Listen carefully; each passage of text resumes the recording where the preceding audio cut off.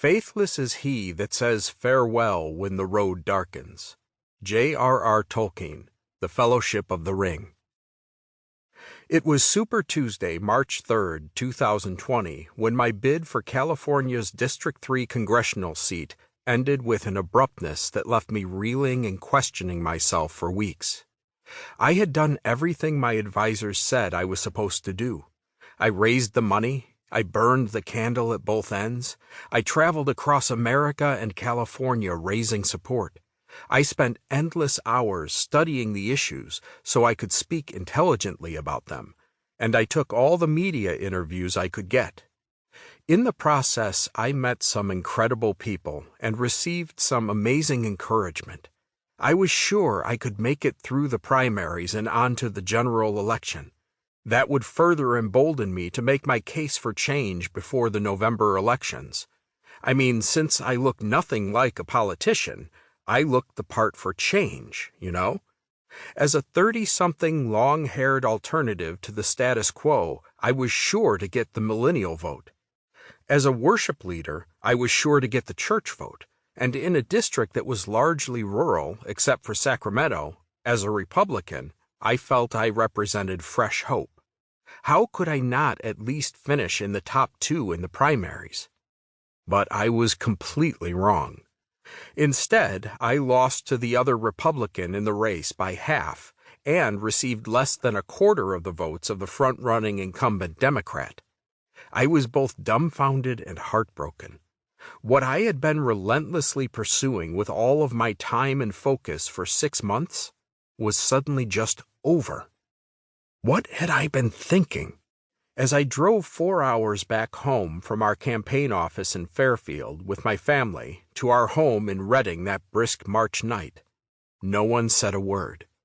My wife, Kate, and I were both silent.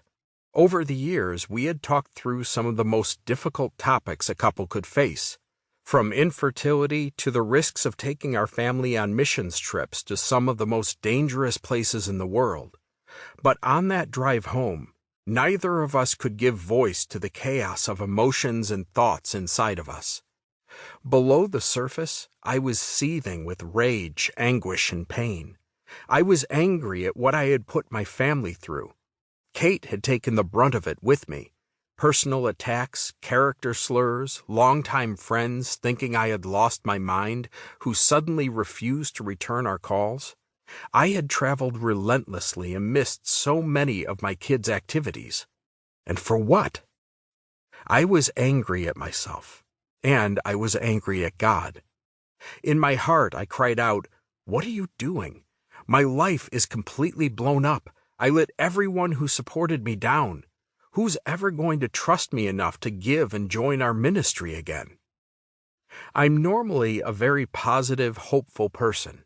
I'm as driven as they come. Typically, I'm like, I'll take this mountain today and on to the next tomorrow. But the morning after I lost that election, I could not get out of bed. I could not face reality. I had failed, and that was all on me. I was so devastated. I honestly did not believe I would ever even lead worship again. I have a friend who works with hedge funds in New York, and since I have a business degree, I started thinking about giving him a call. Maybe he had a place for me. I was ready to pull us up and start all over again on the other side of the country. Had I missed God in running for office? Or worse, did God set me up for this?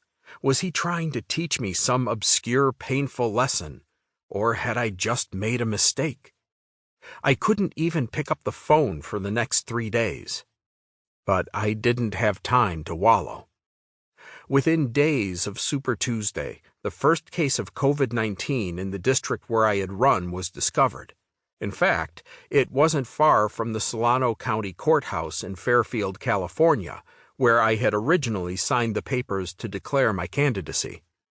A couple mornings later, I remember lying in bed, looking at my phone, reading yet another headline about the virus. I turned to Kate and said, "I think this is going to change our lives forever." She looked at me. "What are you talking about?" "This virus," I said. "There's something about it. It's going to change things."